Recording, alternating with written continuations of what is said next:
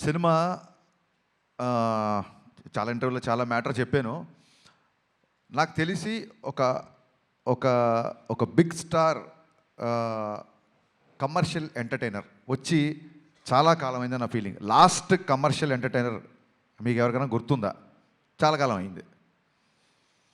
మా తమ్ముడు Anil black buster కొట్టాడు, మనశంకర వరప్రసాద్.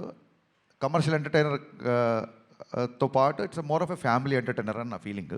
అందుకు నేను అంటున్నా, ఒక స్టార్ హీరో అన్ని హంగులతో వచ్చిన సినిమా, కేవలం ఫ్యాన్స్ మాత్రమే కాకుండా సాధారణ ప్రేక్షకులు కూడా ఎంజాయ్ చేసే సినిమా వచ్చి చాలా కాలం అయింది అని నా ఫీలింగ్. ఫుల్ ప్లెడ్జ్డ్గా పాటలు, డ్యాన్సులు, డైలాగులు, విలన్తో పాటు ఉండే ఒక హీట్ కాన్వర్జేషన్స్, లవ్ స్టోరీసు, అందులో ఒక entertainment. When I say entertainment only comedy కాదండి. ఎంటర్టైన్మెంట్ అన్నప్పుడు solid action sequences, solid dialogues, at the same time ఒక అడ్రలిన్ రష్ ఇచ్చే మూమెంట్స్. డెఫినెట్గా మిగతా సినిమాలకు ఉన్న రేట్లు మనకి ఇక్కడ తెలంగాణలో రాలేదు.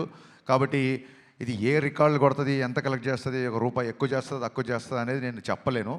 ఖచ్చితంగా ఒక విషయం మట్టుకు చెప్పగలుగుతున్నా, సినిమా చూసిన తర్వాత ఇలాంటి సినిమా వచ్చి చాలా కాలమైంది, ఇంత ఎంటర్టైనింగ్ సినిమా వచ్చి చాలా కాలమైంది అని చెప్పి పవన్ కళ్యాణ్ గారిని మనస్ఫూర్తిగా, తృప్తిగా ఆయన నుంచి ఏమేమి కోరుకుంటారో, హెయిర్ స్టైల్ నుంచి డ్యాన్సెస్ వరకు, డైలాగ్స్ వరకు, ఆయన మాడ్యులేషన్, ఆయన సెన్స్ ఆఫ్ హ్యూమరు, ఒక ఫుల్ ప్లెడ్జ్డ్ పవన్ కళ్యాణ్ గారి సినిమా.